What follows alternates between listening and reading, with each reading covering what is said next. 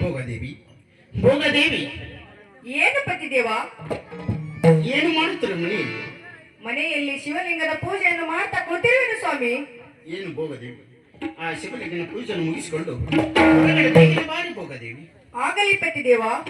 ಆ ದಯತಾರ ಕರುಣಾಳ ಮಾದೇಶ್ವರ, ದಯತಾರ ಕರುಣಾಳ ಜಗದೇಶ್ವರ,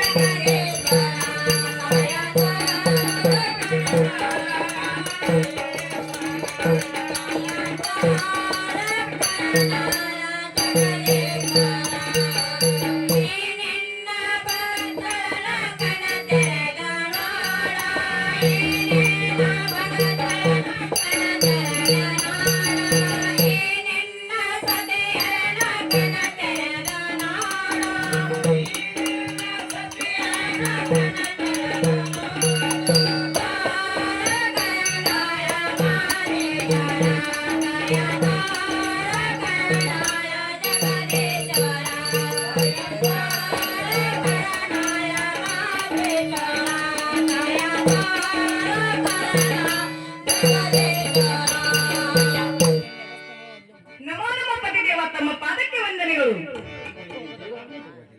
ಏನು ಪತಿದೇವ, ನನ್ನನ್ನು ಕರೆಸಿದ ಕಾರಣವೇನು ಪತಿದೇವ?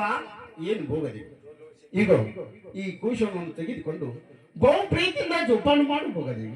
ಏನು ಪತಿದೇವ, ಈ ಕೂಸನ್ನು ಎಲ್ಲಿಂದ ಪಡೆದುಕೊಂಡು ಬಂದಿರುವಿರಿ ಪತಿದೇವ? ಏನು ಭೋಗದೇವಿ, ಈ ಕೂಶನನ್ನು ಎಲ್ಲಿಂದ ಪಡೆದುಕೊಂಡು ಬಂದ್ರಿವೆಂದು ಕೇಳುವೆಯಾ? ಹೌದು ಪತಿದೇವ. ಏನು ಭೋಗದೇವಿ, 24 ವರ್ಷ ಅನುಷ್ಠಾನ ಮಾಡಿದಕ್ಕಾಗಿ ಆ ಶಿವನ ನನ್ನ ಮೇಲೆ ಭಕ್ತಿಯನ್ನು ತೋರಿ ಈ ಕೂಶನ ಹೆಣ್ಣು ಕೂಶನ ದಯಪಾಲಿಸಿದ ಭೋಗದೇವಿ. ಆನಂದವಾಯ್ತು ಪತಿದೇವ. ಏನು ಭೋಗದೇವಿ, ಈ ಕೂಶನನ್ನು ತೆಗೆದುಕೊಂಡು ಬಹು ಪ್ರೀತಿಯಿಂದ ಜೋಪಾನ ಮಾಡು ಭೋಗದೇವಿ. ಆಗಲಿ ಪತಿದೇವ. ಏನು ಭೋಗದೇವಿ, ಇದು ಅಲ್ಲದೆ ಇನ್ನು ಉಳಿದ ನನ್ನ 4 ಮಂದಿ ಮಳೆತರಿಗೆ ಈ ಕೂಶನ ಮುಖ ತೋರಿಸಬಾರ್ದೆಂದು ಆಕಾಶವನ್ನು ಹಾಕಿದ್ದು ಭೋಗದೇವಿ. ಯಾಕೆಂದರೆ ಪತಿದೇವ? ಏಕೆಂದರೆ ಅವರ ಕಣ್ಣಿಗೆ ಅವರ ಕೈಯಲ್ಲಿ ಕೊಡಬೇಡ ಎಂದು ಆಕಾಶವಾಣಿಯಾಗಿದೆ ಭೋಗದೇವಿ. ಏನು ಭೋಗದೇವಿ, ಇದು ಅಲ್ಲದೆ ಈ ಕೂಶಿನ ಹೆಸರು ರೇಣುಕಾ ರೇಣುಕಾ ಎಂದು ನಾಮಕರಣ ಮಾಡಬೇಕು ಭೋಗದೇವಿ. ಆಗಲಿ ಪತಿದೇವ. ಏನು ಭೋಗದೇವಿ, ಇದು ಅಲ್ಲದೆ ಈ ಕೂಶಿನ ಹತ್ತಿರ ಕಾಮಧೇನು ಕಲ್ಪವೃಕ್ಷ ಇರುವುದು ಭೋಗದೇವಿ. ಸಂತೋಷವಾಯಿತು ಪತಿದೇವ.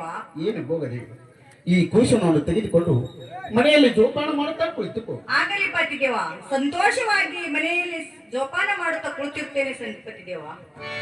ಹಾಗಾದ್ರೆ ತೆಗೆದುಕೋ ಭೋಗದೇವಿ. ಆಗಲಿ ಪತಿದೇವ.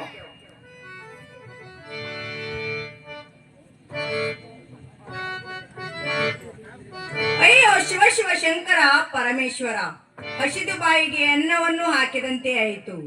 12 ವರ್ಷವು ಅನುಷ್ಠಾನ ಮಾಡಿದರೂ ಫಲಸಂತಾನವು ಪಡಿಲಿಲ್ಲ, ಬಂಜಿತನವು ಹಿಂಗಲಿಲ್ಲ. ಪರಮಾತ್ಮನು ಭಕ್ತಿ ಒಲಿದು ಹೆಣ್ಣು ಕೂಸನ್ನು ದಯಪಾಲಿಸಿರುವನು. ಇರಲಿ ದೇವ, ಧನ್ಯರಾದನು ದೇವ, ಧನ್ಯರಾದನು. ಧನ್ಯರಾದ